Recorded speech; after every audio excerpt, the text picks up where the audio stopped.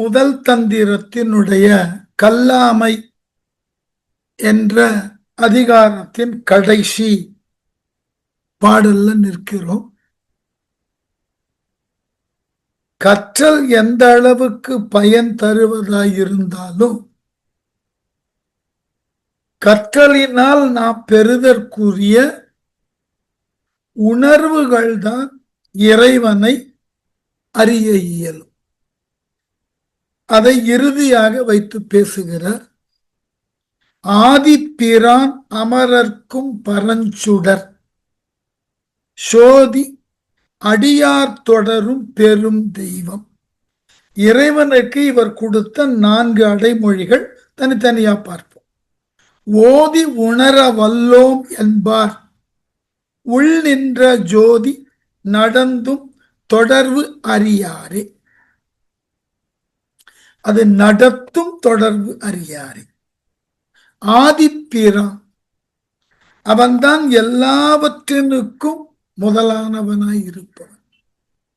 அவனே முழு முதல். ஆகவே அவன் ஆதி. அந்த ஆதிப்பிரான் தலைவன்.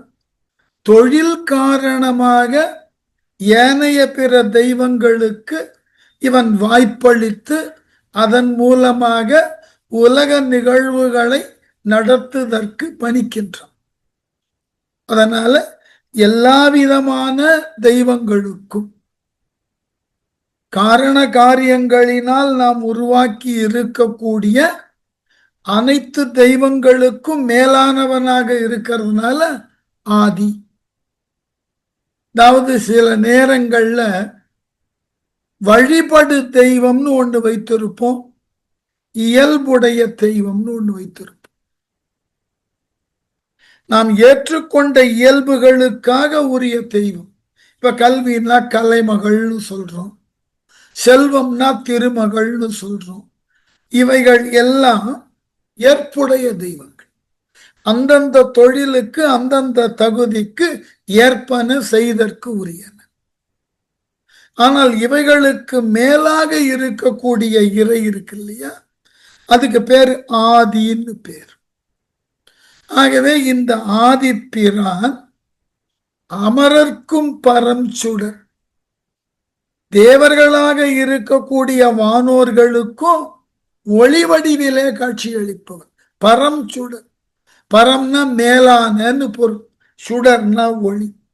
தேவர்களுக்கும் மேலான ஒளியாய் நிற்பவன்.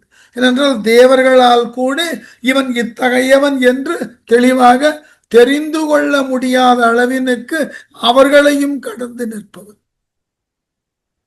சோதி என்றும் ஒளி வடிவிலே இருப்பவன். அடியார் தொடரும் பெரும் தெய்வம். அவனை உணர்ந்தவர்களால் இடைவிடாது தொடரப்படுவதற்கு பெரியதாகியதோர் தெய்வம்.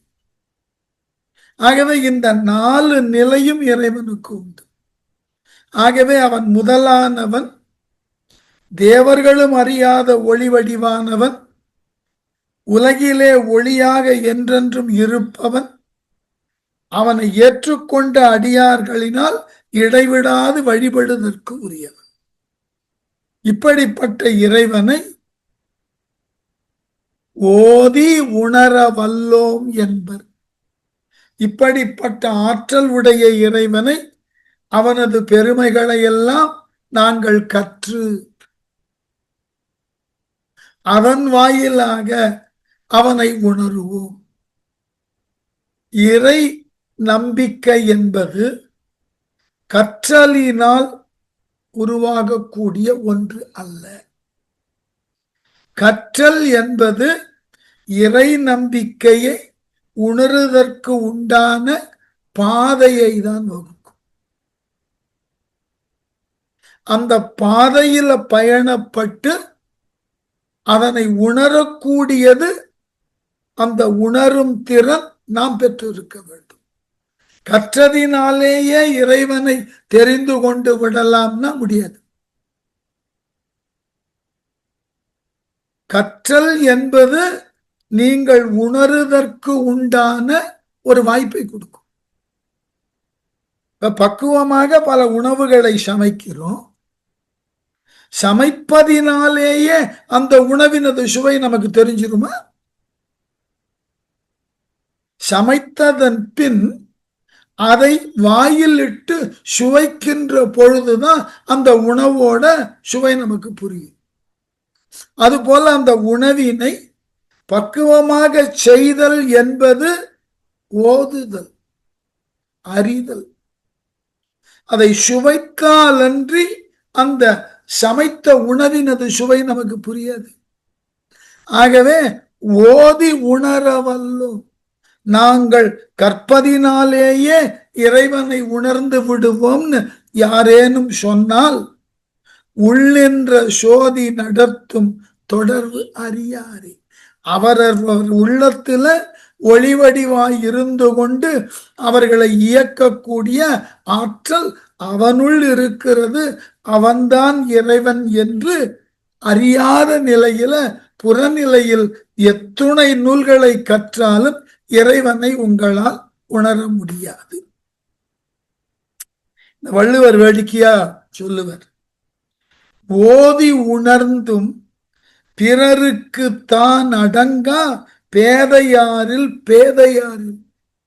முட்டாள்கள்லேயே தலை சிறந்த முட்டாள் யார்னா, தான் கற்றதினால் எவன் ஒருவன் உண்மையை உணராதும் இருக்கிறானோ அவ்வாறு உணர்ந்தவர்கள் மாட்டு எவன் ஒருவன் அடங்காது இருக்கிறானோ அவனை காட்டிலும் உலகில் சிறந்த முட்டாளை நீங்கள் தேர்ந்தெடுக்க முடியாது.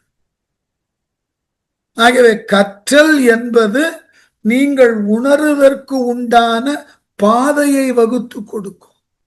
அந்த பாதையில பயணப்பட்டு நீங்கள் பரம்பொருளை உணர வேண்டும். அந்த பாதையை நாம் தெரிந்து கொண்டதினாலேயே பரம்பொருளை நாம் அறிந்து விட்டோம்னு யாரும் முன்னெடுக்க கூடாது. ஆகவேதான் இந்த கல்லாமையினுடைய இறுதியில மிக அழகான விளக்கத்தோட முடித்தார். ஆகவே நீ எத்துணை நூல்களை கற்றாலும் கற்றவர் மாட்டு பலவற்றை சொன்னாலும் அதை நீ கேட்டிருந்தாலும் உன்னால் கற்கப்பட்ட நூல்களும் உன்னால் கேட்கப்பட்ட செய்திகளும் உன் உள்ளத்திலே இறைவனை உணருதற்கு உண்டான வழியினை தருமே ஒழிய அவைகளே உணர்வுகளாக மாறிவிடாது. ஆகவே நீ கற்றதன் பிறகு பிறர் வாய் கேட்டது இவைகளை கொண்டு இறைவனை உன் உள்ளத்திலே உணருதல் வேண்டும். அப்படி உணர்ந்தால்தான் இறைவனுக்கும் நமக்கும் இருக்கக்கூடிய தொடர்பு என்ன என்பதை உணர முடியும் என்பதாக கல்லாமையை விளக்கி அடுத்து நடுநிலைமை. ஒரு கேள்வி வரும், நடுநிலைமைன்றது தேவையா? படிக்கிறதோ தத்துவம்? தத்துவங்களுக்கு கற்றல் தேவை. கற்றலோடு ஒன்றை முறையாக கற்காமல் இருந்து விட்டால் அதனால் வரக்கூடிய இடர்பாட கல்லாமையில சொல்லிட்டு. நடுநிலைமை எதற்கு சொல்லும்? நடுநிலைமை என்பது நீதி பரிபாலனம் செய்பவர்களுக்குத்தானே. அந்த நீதியை முறைப்பட தர வேண்டிய சூழலுக்கு உரியவர்தாமே நடுநிலையை அறிய வேண்டும். வள்ளுவர் கூட செய் நன்றி அறிதலுக்கு அப்புறம் நடுநிலைமையை வச்சார். ஏன்னா ஒருவன் செய்த நன்றியை மறந்துவிடக் கூடாது, அது இன்றியமையாததுன்னு சொல்லிட்டு அடுத்த அதிகாரம் நடுநிலை. செய் நன்றியை மறப்பதற்கு வாய்ப்பு இல்லை என்பதினால உன்னுடைய நடுநிலையிலிருந்து நீ விலகிவிடாதே. செய் நன்றி மறத்தலை விட நடுநிலை தவறுதல் மிக கொடுமையானது. அப்ப இங்க மனிதனை நடுநிலையிலிருந்து பிறழ வைப்பது எது என்றால் அவனிடம் இருக்கக்கூடிய அறிவு அற்ற நிலைதான். நடுநிலை என்பதை நம்மை உயர்ந்தவனாக்கும் என்பதை காட்டிலும் நம்முள் உளதாகிய உண்மையை உணர வைக்கும். அதனால்தான் வேதங்கள் சொல்லுகின்றன, உண்மை என்பதே இறைவன் என்று, உண்மை என்பதே பிரம்மம் என்று. ஏனென்றால் இவை இரண்டும் மாறாது, உண்மையும் மாறாது, பிரம்மமும் மாறாது. அதனால இந்த நடுநிலைமை என்பது மிக மிக இன்றியமையாதது. ஏனென்றால் ஒருவனது நடுவு நிலைமை அவன் கல்லாததினால், கற்றவரினால் சொல்லப்பட்ட நல்ல பல செய்திகளை முறையாக அறிந்து கொள்ளாததினால், அதை உணராததினால் அவன் நடுநிலையிலிருந்து விலகி ஒரு சார் நிற்க வேண்டிய நிலை ஏற்பட்டு விடலாம்.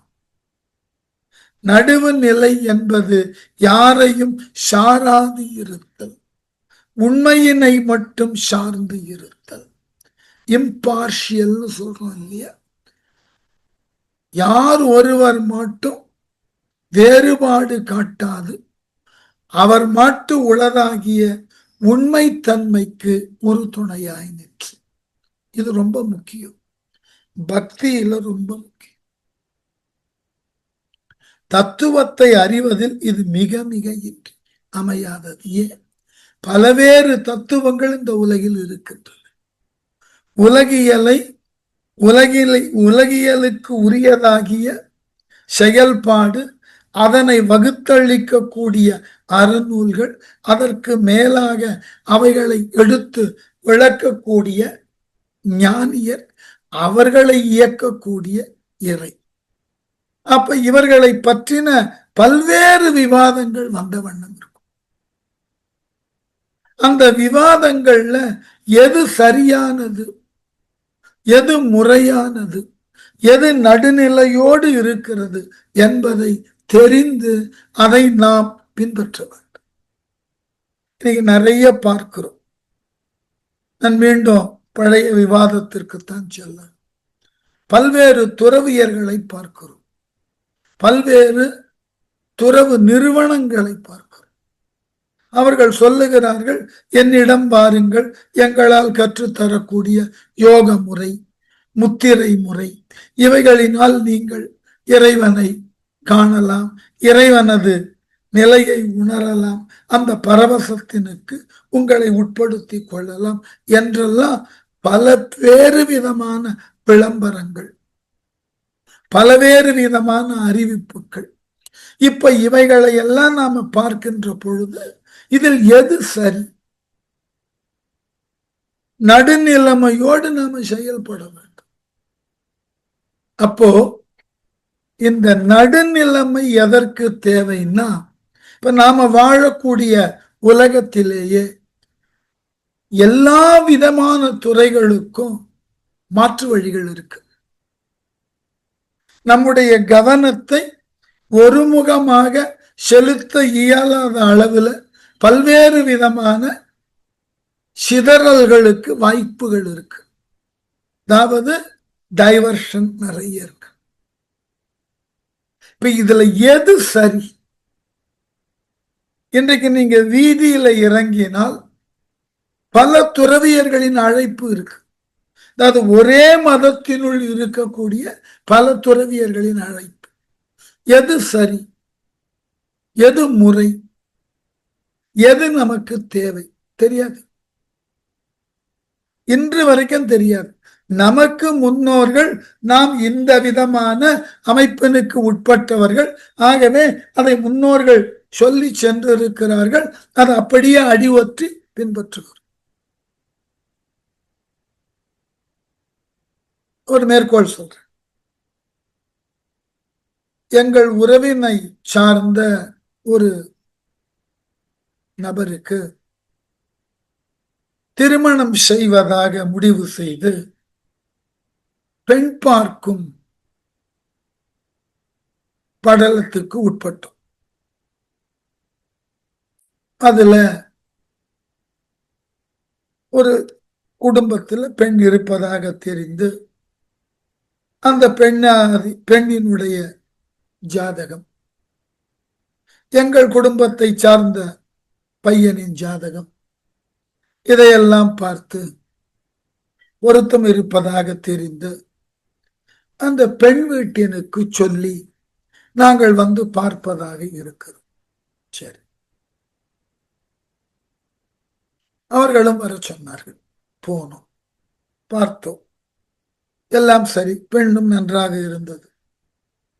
இறுதியில் அந்த பெண் வீட்டார் சொன்னார்கள், நாங்கள் பின்பற்றுவது மேல்மருவத்தூர் இருக்கக்கூடிய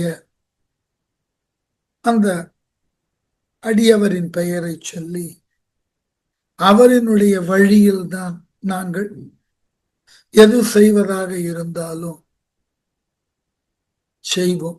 ஆகவே ஜாதகம் பொருந்தி இருக்கிறது, ஒருவருக்கு ஒருவர் பிடித்திருக்கிறது, இருந்தாலும் அவரிடம் கேட்டு சம்மதம் பெற்றதன் பின் இதை தொடரலாம்னு அவர்கள் சொன்னார். சரிதான், அவர்கள் நம்பிக்கை.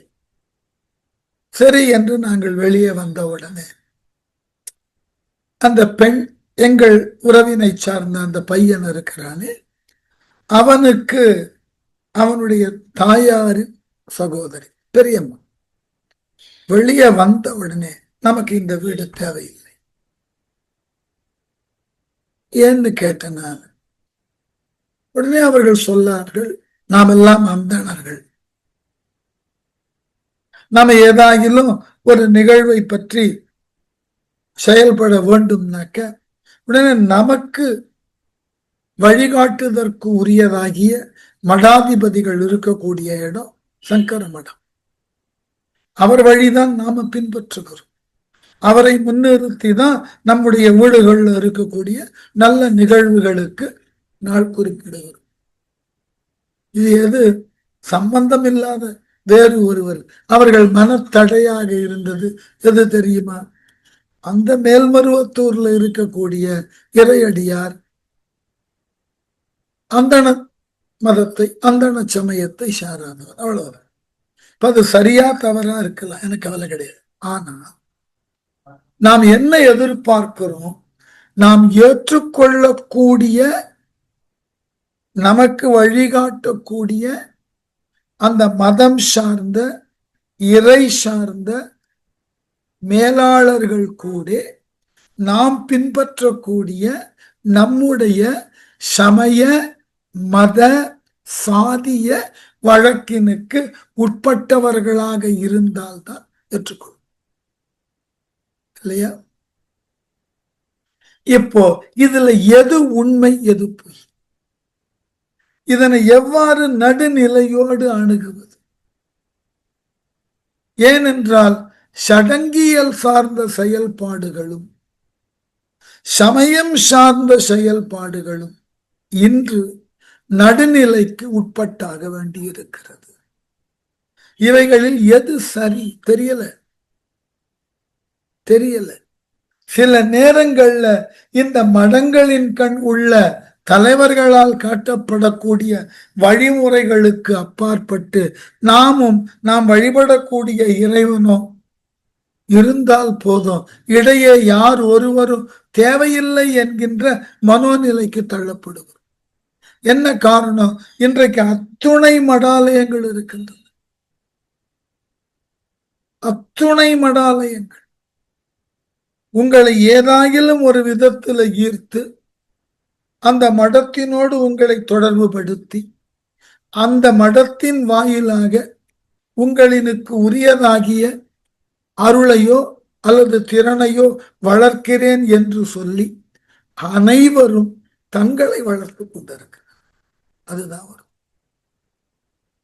இது இன்றைக்கும் ஒரு பெரிய ஆச்சரியமான விஷயம். நாம் பல நூல்களை கற்கக்கூடிய வாய்ப்பு இருக்கு, பல பேருடைய அனுபவங்களை கேட்கக்கூடிய வாய்ப்பு இருக்கு. முன்பு போல ஒரு 60 ஆண்டுகளுக்கு முன்பு செய்தி தொடர்பே இல்லாத சூழ்நிலையில நாம வாழல. உலகளாவிய நிலையில எங்கு நடந்தாலும் அந்த செய்தியை ஓரிரு நிமிடத்துக்குள்ள இருந்த இடத்திலிருந்தே நம்மால் பெற முடியும். இப்படிப்பட்ட ஒரு நவீன தொழில்நுட்பத்தில் உழன்று கொண்டிருக்கக்கூடிய நாம் நமக்கு உரியதாகிய உண்மையான இறை அருளை, இறை வழிமுறையை சொல்லுபவர் யார் என்பதை அறியாமல் இருக்கிறோமா? இல்ல அறிவதனால் பயன் என்னன்னு குழம்புகிறோமா? இல்ல அறிந்து நாம் அதற்கு மேலாக என்ன செய்ய போகிறோம், அதை நாம் அப்படியே ஏற்று பின்பற்ற போகிறோமா என்கின்ற தயக்கம்.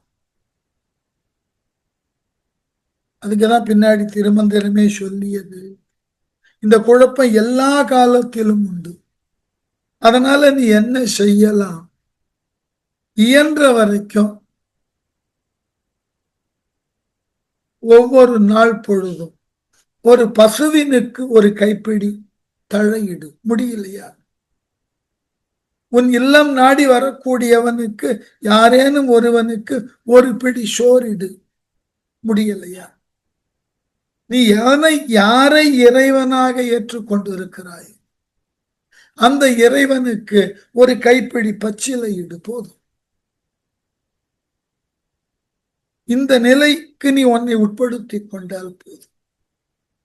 நீ வேறு எந்த விதமான செயல்பாட்டிலும் உன்னை ஈடுபடுத்திக் கொள்ளவன். உண்மையான ஈடுபாட்டோடு எல்லாம் இறைவனால் தான் நிகழ்த்தப்படுகிறது.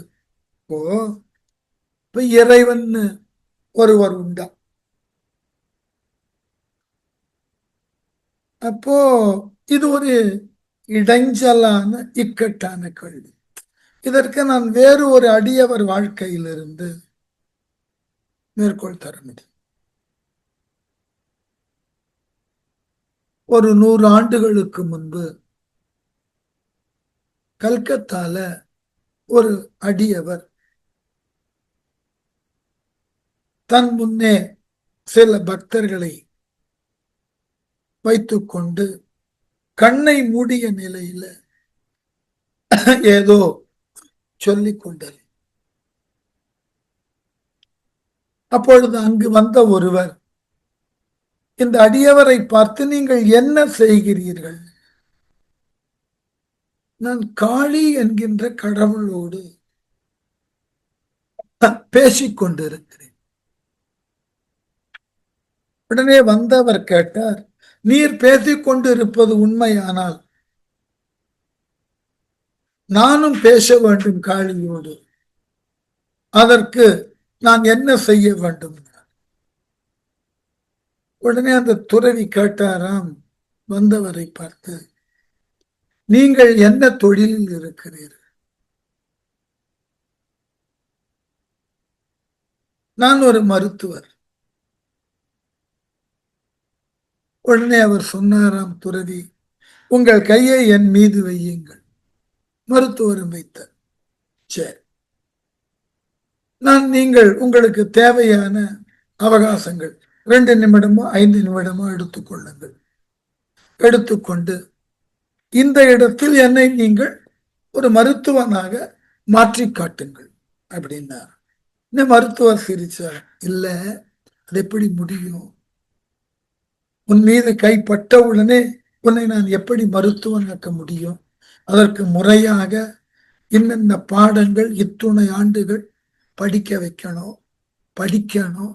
அதன் பிறகுதான் நீ மருத்துவனாக மாறுவதற்கு உண்டான தகுதி கிடைக்கும். அதன் பிறகு ஒரு தலைமை மருத்துவர்கிட்ட ஒரு மருத்துவமனையில ஓராண்டு பயிற்சி பெறணும். இன்டர்னல் ஹவுஸ் சர்ஜன்ஷிப் பயிற்சி பெறணும். பெற்றதுக்கு அப்புறம்தான் உன்னை மருத்துவனாக உலகத்துக்கு அறிவிக்கப்படும். அதன் பிறகு நீ மருத்துவனாக ஆவ. உடனே கேட்டாரா அந்த துறவி, மருத்துவராக ஆவதற்கே உங்களால் சொல்லப்பட்ட இத்துணை வழிமுறைகளை நான் பின்பற்ற வேண்டும். ஆனால் எல்லாவற்றினுக்கும் மேலான கடவுளோடு நான் பேசுகிறேன் என்பதை கேட்டவுடனே நானும் கடவுளோடு பேச வேண்டும். உடனே அதற்கு எனக்கு ஒரு வாய்ப்பு கொடுன்னு கேட்கிறீர்கள். மருத்துவத்திற்கே இத்துணை ஆண்டு படிக்க வேண்டும். இன்னாரிடம் ஒரு தலைமை மருத்துவரிடம் அவர் மேற்பார்வையில மருத்துவராக பணியாற்ற வேண்டும். அதன் பிறகுதான் உங்களுக்கு முழுமையுமான மருத்துவர் என்ற தகுதி கிடைக்கும் என்றால், நான் என்னுடைய யோகத்தினால், நான் இதுகாரும் மேற்கொண்ட பயிற்சியினால் இறைவியோடு நான் பேசுகிறேன் என்றால், அதை நீங்கள் உடனே கற்க வேண்டும் என்றால் அதற்குண்டான பயிற்சி உங்களுக்கு வேண்டாமா? அந்த பயிற்சியை பெற்றதற்கு பிறகு ஒரு மேலான வழிகாட்டுதலுக்கு உரிய குருவின் அது கீழாக நீங்கள் பணியாற்ற வேண்டாமா? அது எப்படி? உலகியலிலே இருக்கக்கூடிய எல்லா துறைகளையும் இத்துணை ஆண்டுகள் முயன்று கற்று அதன் பிறகுதான் அந்த துறையிலே சிறந்தவர் என்றோ அல்லது அந்த துறையை பற்றி அறிந்தவர் என்றோ தகுதி வரும் என்றால், நாங்கள் இருக்கக்கூடிய ஆன்மீக துறையில அதற்குன்னு பாடத்திட்டம் இருக்கு, அதற்குன்ற பயிற்சி இருக்கு, அதனை ஒருவர் மேற்பார்வை செய்ய வேண்டும். இதையெல்லாம் நீங்கள் ஏற்காது, உடன்படாது, உடனே கடவுளை காட்டுங்கள் என்றால் நான் எப்படி காட்ட முடியும்? நான் எப்படி அந்த கடவுளோடு பேசுவது போல் ஒரு நிமிடத்துல உங்களை கடவுளோடு பேச வைக்க முடியும்? அதற்கு பயிற்சிகள் இருக்கிறது அல்லவா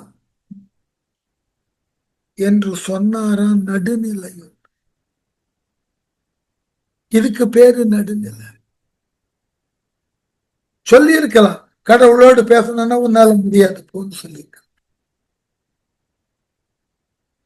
வேறு ஏதாகிலும் விளக்கம் சொல்லி அனுப்பிச்சிருக்க. ஆனால் அவர் மருத்துவர் என்று தெரிந்து மருத்துவ படிப்பினை கற்று அதன் பின் மருத்துவர் ஆவதற்கு எத்துணை காலம் கற்க வேண்டும், எத்துணை ஆண்டு பயிற்சி எடுக்க வேண்டும் என்பதையெல்லாம் கேட்டு தெரிந்து கொண்டு, இது போல்தான் ஆன்மீகம். இத்துணை ஆண்டு கற்க வேண்டும், இப்படியெல்லாம் கற்க வேண்டும். கற்றதை முறைப்படுத்துவதற்கு அந்த ஆன்மீக துறையில வல்லுநரான ஒருவரிடம் சேர்ந்து இருக்கணும். அதன் பிறகுதான் இறைவனோடு பேசுவதற்கு உண்டான வாய்ப்பும் பயிற்சியும் நமக்கு கிடைக்கும் என்று சொன்னார். அப்படி சொன்னவர் தான் இந்த 20ஆம் நூற்றாண்டின் மிகச்சிறந்த தத்துவ மேதையாக விளங்கின ராமகிருஷ்ண பரமஹம்சர். இதுக்கு பேரு நடுநிலைமை. அவர் கேட்டதை மறுத்து இருக்கலாம், அவர் கேட்டதை ஏளனமாக சொல்லி விளக்கி இருக்கலாம், ஒண்ணு சொல்லல. அவருக்கு என்ன துறை தெரியுமோ அவனையே மேற்கோளாக கொண்டு அதன் வாயிலாகவே விளக்கத்தை கொடுத்திருக்க. ஆகவே சமய நிலையில இருக்கக்கூடியவர்கள், இறை உணர்வினை பெற வேண்டியவர்கள் கூடிய மட்டும் நடுநிலையோடு இருக்க. அப்ப நமக்கு அந்த நடுநிலை என்ற உணர்வு எப்ப வரும்னா, நாம ஏற்றுக்கொண்ட தத்துவார்த்தங்களின் வழி நின்று அதை முறையாக பயிற்சி செய்து அதில் முதிர்ந்த அனுபவத்தை பெற்றதன் பின் தான் நடுநிலை வரும். இது ஏன் சொல்லுகிறேன்னா, நாம் நினைப்பது போல கற்றல் என்பது உங்கள் அறிவை வளர்க்கும். அந்த கற்றலின் வழி நீங்கள் செயல்படுகின்ற பொழுது உங்களினுடைய அனுபவம் பெறும். அந்த அனுபவத்தின் வாயிலாக உங்கள் உள் தோன்றக்கூடிய மாற்றம் இருக்கிறது அல்லவா, அதுதான் இறைவன். அதனால நாம 4 தத்துவங்களை கற்றுவிட்டோம், வேதத்தை கற்று இருக்கிறோம், உபநிடதங்களை கற்று இருக்கிறோம், பயனில்லை. அவைகளை கற்றதினாலேயே நாம் எல்லாம் தெரிந்தவர்களாகி விடுவோம்னா இல்லை. கற்றதினால் நம் அறிவு வளரும், அவ்வளவுதான். கற்றதினால் நம் அறிவு வளரும், அனுபவத்தினால் தான் நம்முள் ஒளி பெறும். உண்மைன்றது ஒரு பிரகாசம், ஒரு ஒளி. அந்த அனுபவம் உள்ளத்தினுள் ஏற்பட்டால் ஒளி தோன்ற. ஆகவே எவ்வாறு செயல்பட்டால் ஒளி தோன்றும் என்று கற்ற அறிவு கற்றுத்தரும். அதன் வழி நாம் இடைவிடாது நிற்கின்ற பொழுதுதான் அனுபவத்தின் வாயிலாக அந்த ஒளி நம்முள் தோன்றும். நான் வேடிக்கையாக சொல்வது உண்டு, கற்றல் என்பது நீங்கள் எந்த இலக்கை அடைய வேண்டும் என்பதற்காக காட்டப்படக்கூடிய வழிகாட்டும் பலகை. இப்ப அது புரியலையா? உங்க கையில இருக்கக்கூடிய கூகுள் மேப் மாதிரி. அந்த மேப்பை பாருங்க.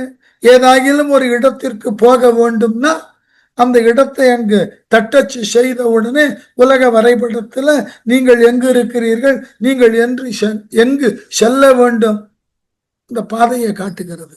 அதற்கு கீழே ஒரு குறிப்பு கொடுத்திருப்பான், சுவாரஸ்யமான குறிப்பு. கீழே என்ன கொடுத்திருப்பான்? நீங்கள் நடந்து செல்வதாக இருந்தால் எவ்வளவு நேரம் ஆகும், மிதிவண்டியில் செல்வதாக இருந்தால் இவ்வளவு நேரமாகும், இருசக்கர வாகனமாகிய மோட்டார் வாகனத்தில் சென்றால், அதுக்கப்புறம் 4 சக்கர வாகனமாகிய கார்ல சென்றார். இதெல்லாம் கொடுத்து இவைகளெல்லாம் கொடுக்கப்பட்டிருக்கின்றன. ஆனால் அது காட்டிய பாதையில உங்களுக்கு பிடித்தமான அந்த 4 வாகனத்துல கால்நடையோ மோட்டார் வண்டியோ அல்லது மிதி வண்டியோ அல்லது 4 சக்கர காரோ தேர்ந்தெடுப்பது உங்கள் சௌகரியம். ஆனால் நீங்கள் எதை தேர்ந்தெடுத்தாலும் அந்த பாதையில பயன்படுத்தும், அந்த பாதையில பயணிக்கணும். அப்பதான் இலக்கை அடைய முடியும். அப்படி அடைகின்ற அந்த பாதையில கூட இடையில சில நேரங்கள்ல தடைகள் வரலாம். உடனே ஒரு காவலன் நின்று கொண்டு டேக் டைவர்ஷன், அப்படி விலகினாலும் மீண்டும் நாம் நம் இலக்கு நோக்கி பாதையை மாற்றிக்கொண்டு பயணத்தை தொடரணும். அந்த பாதை மாற்றம் என்பது நமக்கு இந்த உலகியல் வாழ்க்கையில இருக்கக்கூடிய நிறைய டிஸ்ட்ராக்ஷன்ஸ், அந்த மாதிரியான நிறைய ஈர்ப்புகள் வரும். அது வரும், அவைகளையும் கடந்து போகணும் நாம. அப்போ என்னதான் ஞானம் அங்கு இருக்கிறது என்று விளக்கினாலும், அந்த ஞானத்திற்கு உண்டான பாதை இதுதான் சொன்னாலும், அந்த பாதையில பயணப்படுவதற்கு இந்த 4 வழிகள் 4 விதமான கருவிகள் இருக்கிறது என்று சொன்னாலும், பயணப்படுவது நீங்களாக இருந்தால்தான் அந்த இலக்கை அடையும் போது ஞானத்தை பெற முடியும். நமக்காக மற்றொருவரை பயணிக்க அனுப்புவதோ இல்ல அந்த அவ்வளவு தூரத்தை ஏதாயிலும் குறுக்கு வழியில நாம் பெற முடியும் என்று எண்ணி செயல்படுவதோ கூடாது. இதான் தப்பு. அப்ப நம்ம முன்னோர்கள் இதுதான் இலக்குன்னு வகுத்திருக்கிறார்கள். அந்த இலக்கு நோக்கி செல்லக்கூடிய பாதை இதுதான் என்று வகுத்திருக்கிறார்கள். அந்த பாதையில பயணிப்பதற்கு நீங்கள் நடந்தும் செல்லலாம், ஏனைய பிற வாகனங்களை கொண்டும் அந்த இடத்திற்கு செல்லலாம். உங்களுக்கு தேவையான வாகனத்தை நீங்க தேர்ந்தெடுக்கலாம். ஆனால் பயணப்படுவது நீங்கள். நான் பயணமே பண்ண மாட்டேன், இருந்த இடத்துல இருந்து கொண்டு முடியாது. உண்மையான இறை அனுபவம் உள்ளத்துல வந்துட்டதுன்னா உங்களை உந்தும். அது அந்த பயணத்தை நோக்கி நீ செல் என்று உங்களினது உள் உணர்வு உங்களை உந்தும். அந்த உந்துதலினால நீங்கள் முயன்று இறைவனை உணரக்கூடிய வாய்ப்பு கிடைக்கும்.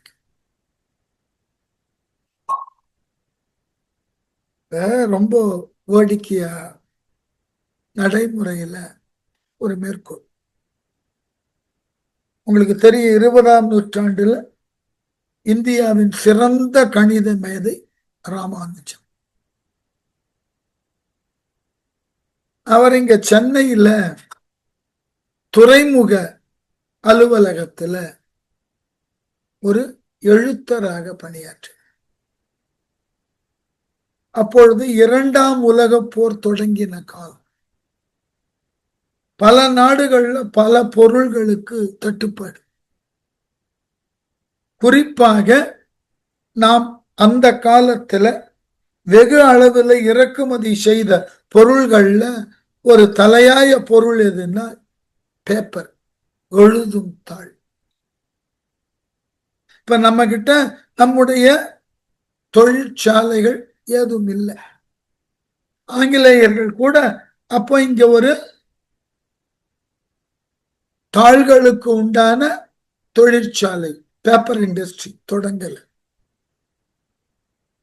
அப்ப நமக்கு 2ஆம் உலக போர் மூலமா எழுது பொருள் வரணும்னா, குறிப்பா தாள்கள் வரணும்னா இங்கிலாந்துல இருந்து தான். அதனால எல்லா அரசு அலுவலகத்திலும் ரொம்ப கவனமாக செயல்படுத்தப்பட வேண்டிய, செலவழிக்க வேண்டிய பொருள் எதுன்னா தாள். ராமானுஜம் அங்க இருக்கக்கூடிய தாள்களை எடுத்து பல புதிர்களின் அது முடிவை எழுத ஆரம்பிச்சார். இத ஒரு நாள் அவருடைய ஆங்கிலேய மேலதிகாரி பார்த்துட்டார். நீ அலுவலக வேலையை விட்டுட்டு இத கணிதத்தை எழுதி கொண்டு இருக்கிறாய், தெரியும் அல்லவா இப்பொழுதெல்லாம் தாள்கள் அதிகமாக நமக்கு தேவைப்பட்டாலும் அதையெல்லாம் இறக்குமதி தான் செய்யணும். நீ அதனை எடுத்து உன்னுடைய எழுத்துக்கு பயன்படுத்தி கொண்டு இருக்கிறாய், கழிந்து கொண்டு. சரி, வேறு வழி இல்லாமல் ராமானுஜம் தான் இதுகாரம் எழுதின முடிவுகளை எல்லாம் எடுத்து, அப்பொழுது இங்கிலாந்துல கணிதத்துறை செல்வாக்கோடு இருந்த பல்கலைக்கழகத்துல ஆர்டின்னு ஒரு பேராசிரியர் அவருக்கு அனுப்பிச்சிட்டார். வேடிக்கை பாருங்க, அன்றைய காலகட்டத்தில் ஹார்டி என்பவர் கணிதத்துறையினுடைய உயர் தகுதியுடைய. ராமானுஜம் அனுப்பிச்ச பேப்பர் எல்லாம் பார்த்தேன். அழகா அந்த பயோகிராபியில எழுதினார். ஹார்டி அந்த பேப்பரை எல்லாம் பார்த்த உடனே 2 வித உணர்ச்சிக்கு ஆட்பட்டாராம். ஒன்று, இந்த தாள்களிலே உண்டான புதிர்களின் விடைகளை எழுதியவர் கணித உலகத்தின் மிகப்பெரிய திறவுகோலை கையகம் கொண்டுள்ளவராயிருக்கும். கணித உலகின் பிரம்மனாக இருக்க வேண்டும். இல்லை என்றால் கணித உலகத்தினுக்கு உரிய ஒரு ஏமாற்றுக்காரனாக இருக்க, ஃப்ராட், இதே விட பயன்படுத்த. அப்ப என்ன பண்ணுவது, இவன் ஃப்ராடா இல்ல இன்டலெக்சுவலா தெரியாது. உடனே என்ன பண்ணார் ஆடி, அவன் இங்க வரவழைச்சு. அவ்வாறாக ராமானுஜம் இங்கிலாந்துக்கு போறார். அப்ப ஹார்டி என்ன பண்ணார், ரொம்ப அழகான நடுநிலையோடு செயல்பட்டார். அவருக்கு 2 வேறு விதமான உணர்ச்சிக்கு உட்பட்டார். ஒன்று, இவன் இந்த துறையின் ஆழங்கால் பட்ட புலமை பெற்றிருக்க வேண்டும், இல்லை என்றால் ஏதோ ஒரு ஏமாற்றுக்காரனாக இருக்க வேண்டும். ஏதோ விடைகளை எல்லாம் சொல்லி அது அதற்கு உண்டான வழிமுறைகள் ஏமாற்று வேலை. அப்போ இதற்கு ஒரே நடுநிலையான செயல் என்ன, அவனை நேரடியாக அழைத்து அவனை சோதித்தறி. இதுதான் கடவுளிடமும் நாம தெரிந்து கொள்ளக்கூடிய செய்தி. கடவுள் மாட்டு நாம் மிகுதியான ஈடுபாட்டை காட்டுகிறோம். கடவுளுக்கே ஒரு ஐயம் வருகிறது, இவன் நம்மீது காட்டக்கூடிய ஈடுபாடு சரியானதுதான். ஆகவே பக்தனால் மேற்கொள்ளப்படக்கூடிய பக்தியை கூட இறைவன் சோதித்து நடுநிலைமையோடு நின்றுதான் ஏற்றுக்கொள்ளுகிறார். அப்போ இறைவனே அவ்வாறு என்றால், இறைவனுக்கு உண்டான தகுதிகள்ல ஒன்று, அவன் எல்லா காலத்தும் நடுநிலையோடு இருக்கிறான். இதற்கு நிறைய வாய்மொழி கதைகள் உண்டு, நிறைய உண்டு. அப்ப இறைவனினுடைய நடுநிலைமை என்பதுதான் மீ உயர் சிறப்புடையது. அப்படிப்பட்ட நடுநிலைமையோடு உண்டான இறைவனை நாம் உணர்ந்து கொள்ள வேண்டும் என்றால் முதல்ல நம்மிடம் நடுநிலைமை இருக்க வேண்டும். எதனையும் ப்ரிஜுடிஸ்டா ப்ரீ கன்சீவ்டு ஐடியாவோட அணுகக்கூடாது. குறிப்பா சமயங்கள் தத்துவார்த்தங்களை பற்றி அறிந்து கொள்ளுகின்ற பொழுதும் அதனை விவாதிக்கின்ற பொழுதும் எந்த சூழ்நிலையிலும் நாம் ஒரு பக்கமாக நின்று பேசக்கூடாது. நடுநிலையோடு நின்று பேச என்ன பெரிய இடர்பாடுனாக்க இன்றைக்கு சமயத்துல நடுநிலையோடு நின்று பேசுவதற்கு ஆட்கள் இல்லை. அவர்கள் பின்பற்ற எடுத்துக்கொண்ட சமயம், அதன் கண் உள்ளதாகிய ஈடுபாடு, நம்பிக்கை, இவைகளை கொண்டு அவர்கள் எது வேண்டுமானாலும், அப்போ நாம் மேற்கொள்ளக்கூடிய எந்த ஒரு செயலும் நடுநிலையோடுதான் நாம் செய்கிறோம் என்பது நம் பயிற்சி. அது நடுநிலையோடுதான் இருக்கின்றதா என்பதை அவனும் சோதிப்பான். அதுக்கு உட்படணும். அதுதான் ரொம்ப பெரிய விஷயம். அதாவது தன் ஊன் பெருக்கத்திற்கு தான் பிரிது ஊன் உண்பான் எங்கனம் ஆளும் அருள். எப்படி இதான் நடுநிலைமைக்கு இதை விட ஒரு அழகான மேற்கோள் சொல்ல முடியாது. அடுத்தது, தன்னுயிர்க்கு இன்னாமை தான் அறிவான் என் கோலோ மண்ணுயிர்க்கு இன்னா செயல். யோசிச்சு பாருங்க. நமக்கு யாரேனும் ஒருவர் அவர் செய்யக்கூடிய செயலினால் நாம துன்பத்தை அனுபவிக்கிறோம் வைத்துக் கொள்ளும். அப்ப இவர் இது போன்றதாகிய செயலை செய்தால் நமக்கு துன்பம் என்று தெரிகிறது என்றதன் பின் அதே செயலை நாம் பிறர் மாட்டு செய்வது என்ன விதத்தில் நியாயம்? இது ஒரு கேள்வி. இரண்டாவது, உங்களினுடைய ஆரோக்கியத்திற்கு, உங்களுடைய நலனினுக்கு பிற விலங்கினது உயிரை கொன்று அதனது புலாலை நீங்கள் உண்ணுவதாக இருந்தால் உங்களிடம் அருளை எவ்வாறு எதிர்பார்க்க முடியும்? நீ உன்னை பாதுகாத்தற்கு, உன்னுடைய உணவு தேடலுக்கு, தேவைக்கு பிற உயிர்களை கொன்று அதை உண்ணலாம் என்ற நிலைக்கு நீ வருவாய் என்றால் உன் மாட்டு எவ்வாறு அருள் இருக்கும்? அதற்கு அடுத்த நிலை, உனக்கு எது இன்னாதது என்று தெரிகிறதோ அதனை நீ மற்றவர்களுக்கு எவ்வாறு செய்ய முன்வருகிறாய்? உங்களை யாரேனும் கடுமையா பேசினா உங்களுக்கு வருத்தம் வருகிறது, துன்பம் வருகிறது, சரியா? அப்படி தெரிந்ததன் பின்னும் என்ன காரணத்தினால் நீங்கள் பிறரை கடுமையாக பேசுகிறீர்கள்? இதுக்கு பேரு நடுநிலை.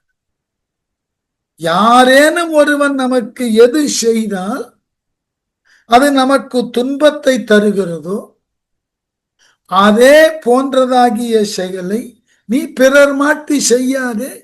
அவன் செய்யும் போது மட்டும் உனக்கு துன்பம், ஆனால் நீ அடுத்தவனுக்கு செய்யும் போது உனக்கு திருப்தி. அது எப்படி? அது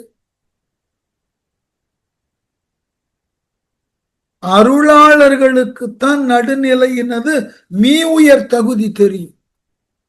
நம்மை போன்ற சாதாரண மக்களுக்கு தெரியாது. எந்த சூழ்நிலையிலும் நமக்கு எது நன்மை பயக்குமோ அதை நாம் மேற்கொள்ளுகின்றோமோ அதே போன்று அந்த செயல் பிறருக்கு நன்மை பயத்ததாக இருந்தால் அதை நாம் மனமுவந்து செய்ய முன்வர வேண்டும்.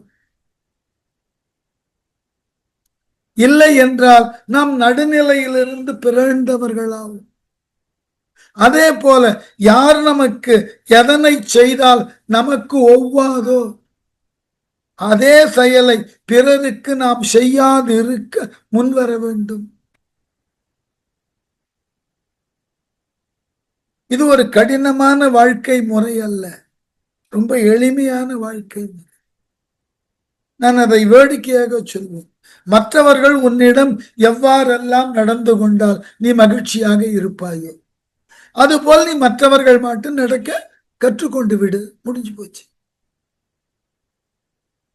எல்லாம் நம்மிடம் நல்லவர்களாக இருக்க வேண்டும், ஆனால் நாம் மட்டும் யார் ஒருவருக்கும் நல்லவராக இருக்க மாட்டோம். இது என்ன நியாயம்?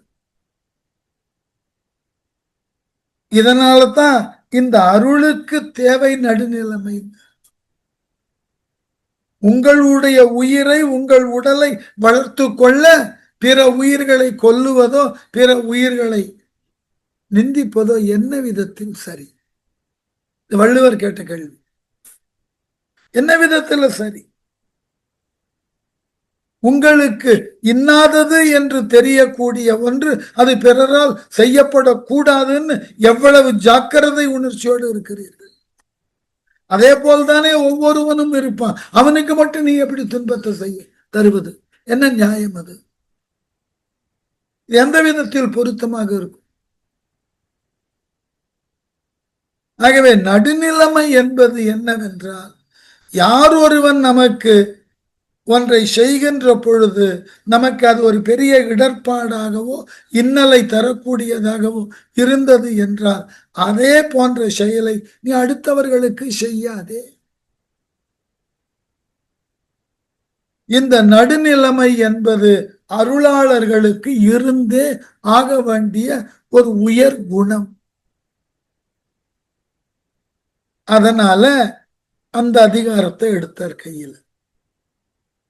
நடுவு நின்றார்க்கு அன்றி ஞானமும் இல்லை, நடுவு நின்றார்க்கு நரகமும் இல்லை, நடுவு நின்றார் நல்ல தேவரும் ஆவர், நடுவு நின்றார் வழி நானும் நின்றேன். மேல 3 அழகான காரணத்தை சொன்னார். நான் ஏன் நடுநிலையோடு நிற்கிறேன் தெரியுமா? திருமூலர் நம்ம கிட்ட கேட்கிறார். நடுவு நின்றார் வழி நானும் நின்றேன். ஏன் தெரியுமா? நான் ஏன் அந்த நடுநிலைமை என்ற உணர்ச்சிக்கு உட்பட்டு நானும் அதன் வழி நடக்க தலைப்பட்டேன் தெரியுமா? மேல 3 காரணம். நடுவு நின்றார்க்கு அன்றி ஞானமும் இல்லை. உம்மை போட்டு எழுதினார் பாருங்க. ஞானம் இல்லைன்னு எழுதல. இதுக்கு பேரு முற்றும்மைன்னு பேரு. எந்த காலமாயினும் சரி, கடந்த காலத்துல ஞானம் உடையவர்களாக இருந்தவர்கள் நடுநிலையில் நின்றவர்களே. இப்பொழுது ஞானம் பெறுவதற்கு முயல்பவர்களோ நடுநிலையில் நிற்பவர்களே. இனி வருங்காலத்துல ஞானம் பெற வேண்டும் என்று பயிற்சி எடுத்து கொள்ளக்கூடியவர்களும் நடுநிலைக்கு உட்படும். அதனால 3 காலங்களுக்கும் அந்த உண்மை போனாதான் அதுக்கு மரியாதை. ஆகவே இந்த ஞானமும் இல்லை. இந்த ஞானமும் இல்லைன்னா 3 காலத்தோட ஞானத்தோடு தொடர்புடைய ஏனைய பிற நல்வொழுக்கங்களும் இல்லாமல் போகும். ஞானம் இல்லைன்னா அருள் இல்லை, அருள் இல்லைன்னா பிற உயிர் மாட்டு காட்டும் அன்பு இல்லை, எல்லாத்தையும் எடுத்துடும். நடுவு நிலை என்பதுதான் உங்களை ஞானத்தோடு அதன் வாயிலாக பிற உயிர்களை அன்போடும் அருளோடும் பார்க்க வைக்கும். இல்லையா? இல்லை என்றால் நாம அருளோடும் இருக்கிறதுக்கு வாய்ப்பில்லை,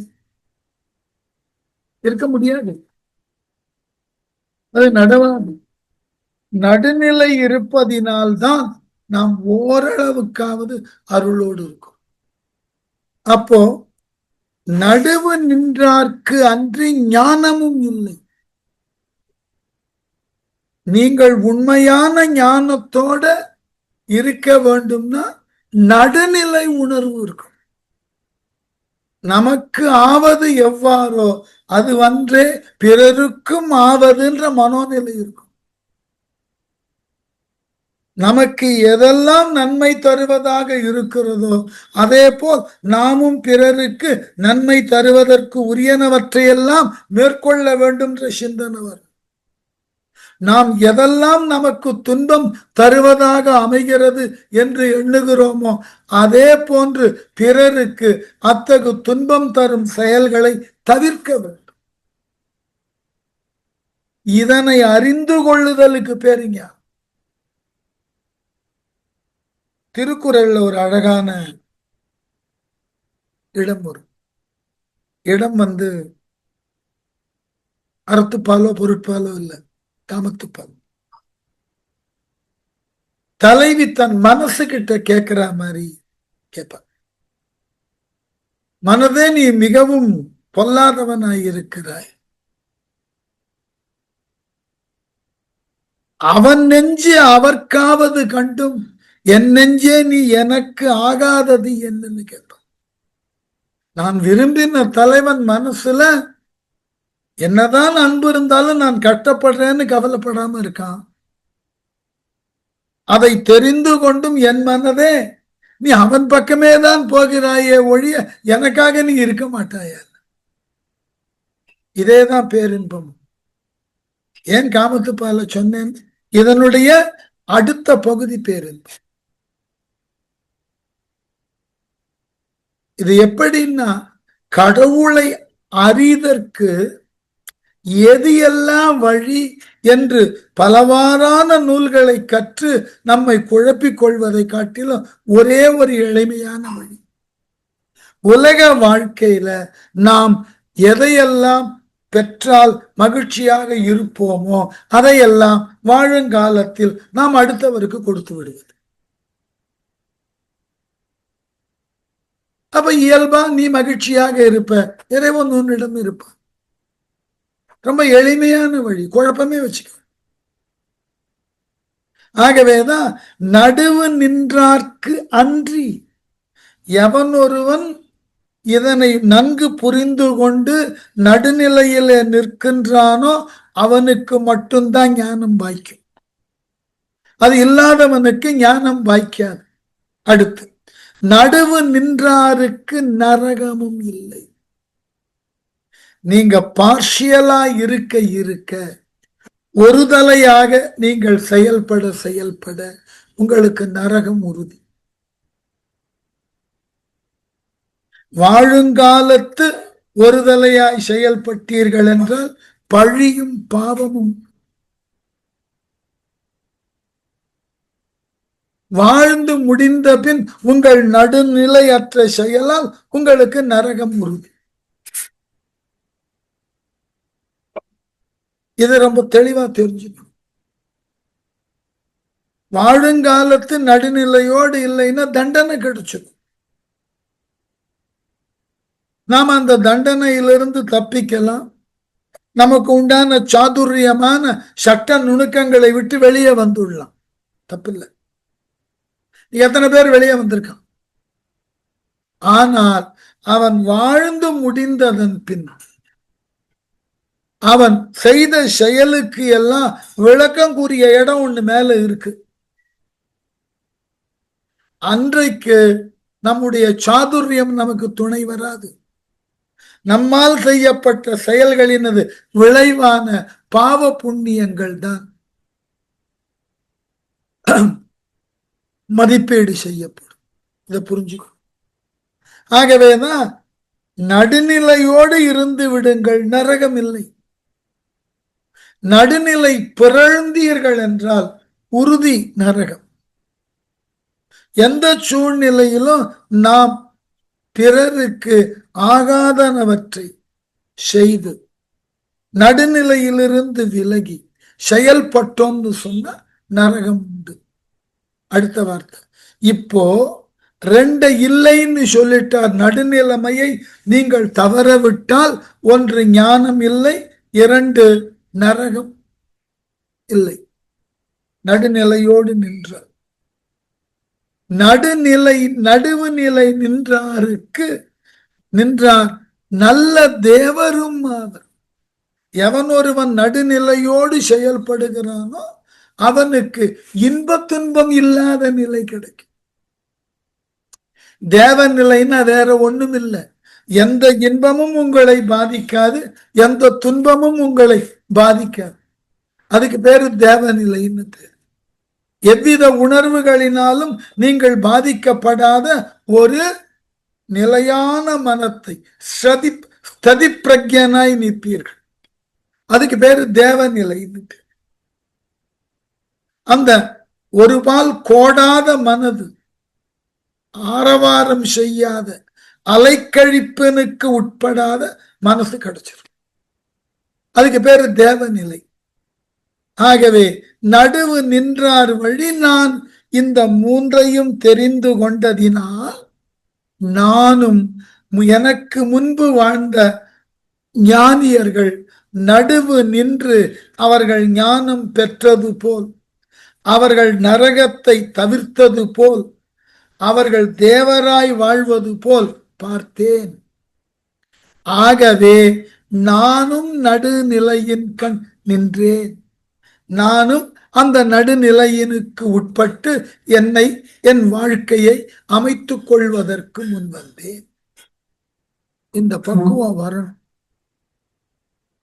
இந்த பக்குவம் வந்தால் அன்றி நம்மால் இறை உணர்வு என்பது அறிய இயலாத ஒன்றாக மாறும்.